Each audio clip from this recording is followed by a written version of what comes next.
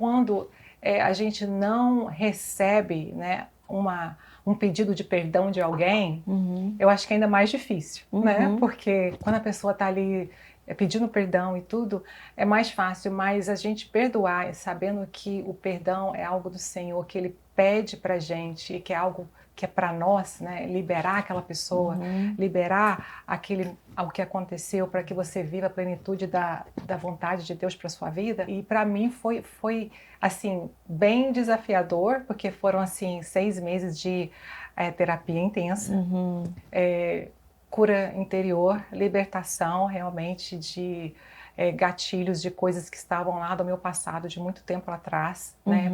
Porque para você entrar em relacionamentos abusivos de novo e de novo, é porque tem algo que ainda não foi curado, né? Então, assim, quando a gente diz sim a algo assim, é porque a nossa identidade ainda não está firmada em Deus. E ali para mim foi um basta. Eu falei assim, Pai, de uma vez por todas, eu preciso ser curado. Eu acho que a minha vulnerabilidade diante do Senhor e saber que eu precisava de ajuda naquele momento para sair desse ciclo vicioso e para nunca mais entrar, foi algo que realmente os céus ali se abriram sobre a minha vida e foi um divisor de águas para mim. Deus sabia que eu precisava desse... eu acho que assim, Deus não quer que nada ruim aconteça, mas Ele permitiu.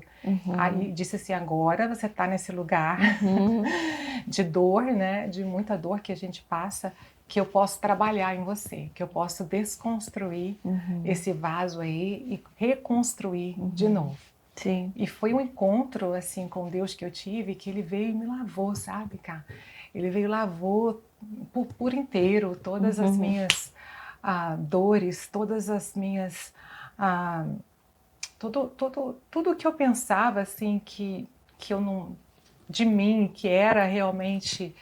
eu me acusava muito, eu era muito... me condenava muito, sabe? Então, assim, eu entendi que naquele momento, assim, Deus estava entrando ali e realmente me resgatando por inteira. E esse foi um processo longo, né? Como eu te falei, 3 anos aí, só mesmo eu e o Senhor. Mas foi tão poderoso e foi tão marcante que eu falo que eu não troco nenhum momento da minha vida por aquele. Sim. Porque foi o momento mais intenso e lindo que eu vivi com Deus. Na presença. Parece que a gente passa a entender, né? Para quem está olhando de fora, é ao mesmo tempo que é o momento mais difícil que a gente passa, se a gente está com o Senhor, como você falou, é um momento de maior proximidade, de sensibilidade, de ouvir ao Senhor, de senti-lo, de se fortalecer em fé. Por isso que a própria palavra diz, né, que a gente pode resgatar, né, essa presença nos momentos que parecem mais difíceis, é onde a gente se fortalece. Quando a gente é fraco, é que a gente está forte. Se a gente buscar no Senhor, a gente se fortalece. Senão a gente se entrega à fraqueza. Então, os momentos de tristeza, de sofrimento, são grandes oportunidades de nós estarmos firmes em fé e sentimos a presença e nos reconectarmos com os céus. É verdade. E você ter uma comunidade à tua volta, né? Eu tinha a minha igreja, tinha o meu pastor, a minha pastora, todos ali, né?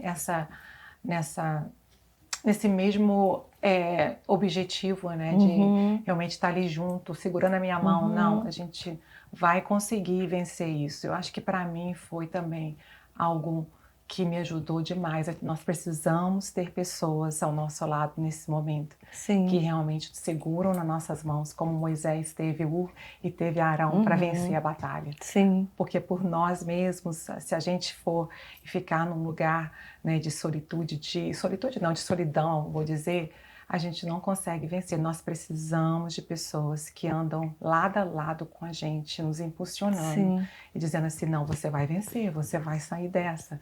Eu te levanto, porque hoje em dia eu vejo que é muito difícil, né? Até às vezes a gente achar essa tribo, vamos dizer assim. E nós precisamos ter uma tribo assim, que realmente está conosco nos momentos mais difíceis. Lu, e você diante, né, agora do movimento de união de pessoas, né? E indo, levando a palavra em tantas igrejas, né? Unindo instituições, unindo não só, né, no Brasil, mas fora para esse movimento, olhando a igreja agora por um outro ângulo, onde você percebe que tem faltado a presença de Deus, onde você percebe que é preciso ser resgatada a igreja para que a gente se fortaleça, porque a gente tem buscado isso, como você disse, a gente precisa estar unido, a gente precisa de pessoas, mas eu vejo muitas vezes para quem está de fora, enxergando tudo que tem acontecido na igreja, não só brasileira, esse desinteresse em estar na igreja. Então, você olhando tudo que você tem visto, aonde você vê o ponto positivo e aquele que realmente a gente precisa estar em comunhão? Existe uma divisão na Terra, né? E eu creio que o Senhor ele está com os olhos principalmente para essa parte da unidade da igreja, né? O Senhor ele está voltando para buscar uma noiva, uma igreja, né? Uma igreja glorificada, uma igreja sem manchas, uma igreja unida. Eu tenho visto muita divisão dentro da igreja do Senhor. Isso me entristece muito, sabe, cá? Porque eu creio que o Senhor ele tem um anseio de realmente libertar, né, a igreja, mas nós precisamos estar abertos para isso, né? E eu vejo assim que existe um desejo do povo de ver isso acontecer. Sim. Mas eu vejo que às vezes a liderança precisa vir para a mesa. A liderança da igreja precisa estar juntas. Né? Nós podemos ter indiferenças, nós não podemos, às vezes, pensar a mesma coisa, até a mesma teologia, a gente pode diferir um pouquinho, mas tem algo que tem que nos unir, que é Jesus. Né? Que é realmente aquele que nós precisamos ter a comunhão vertical, mas a horizontal também, juntos. E Deus sempre quando faz algo grande, Ele está procurando juntar um povo para fazer. Ele não faz singular. Né? E eu vejo que hoje tem muito singular. É meu, é para mim. Né? São as minhas ovelhas, não são as do Cristo. Não são deles. Né? Então isso, eu vejo que isso tem que acabar. E eu creio que é através da reforma. E o que acontece? Tudo vem de um lugar de arrependimento. Né? Eu creio que é o tempo da igreja se arrepender. Nós fomos muito, muito longe. E o Senhor, eu creio que, como fala lá em Apocalipse, né? É uma volta ao primeiro amor. É uma volta ao princípio de tudo. É uma volta ao evangelho simples. Porque tem muitas vozes, tem muitas palavras persuasivas, como fala lá em 1 Coríntios 2, Paula fala isso muito pra gente, palavras sábias, mas as palavras que são muito humanas, né? E as palavras do Espírito, né, que são geradas no Espírito, são elas que geram poder. E nós precisamos quebrar também no Brasil esse espírito de idolatria, né? Espírito que está assim por muitos anos realmente abalando, né, a igreja e a nação do Brasil. E eu creio que chegou um tempo da igreja se unir para isso, para orar, jejuar. Primeira coisa é arrependimento. Segunda é orar. E o jejum, que tem que fazer parte da nossa vida diária, tem que ser um estilo de vida. E o Senhor sempre fez acontecer. A gente vê Israel. Quando Israel estava ali, né, com os ídolos, estava ali realmente peregrinando e estava dando voltas, ele se arrependia. O Senhor tinha misericórdia da nação. Né, e o Senhor aplicava o sangue dele. E depois eles iam para os maus caminhos de novo, né? Mas eu creio que há chegado um tempo, e eu vejo isso acontecer, cara, que o Brasil vai se unir. Eu vejo uma liderança unida, eu vejo uma liderança sem placas, sem denominações, sentando na mesa junto, participando, né, do Partir do Pão, da comunhão, que eu acho que é isso que o Senhor anseia ver agora.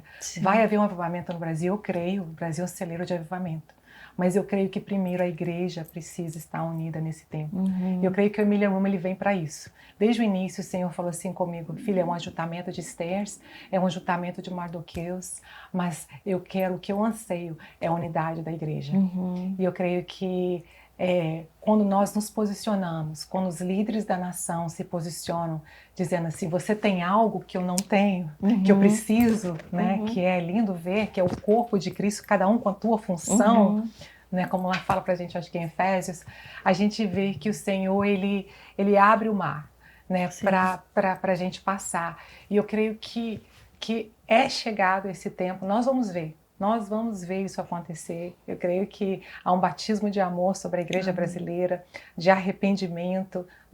O que foi assim, eu creio que foi danificado publicamente, vai ser restaurado também publicamente, para todos verem, até mesmo os de lá de fora, verem que nós somos uma igreja sarada, nós somos uma igreja curada e que nós estamos com um único objetivo aqui, é realmente adorar o nome de Jesus e servir a Ele.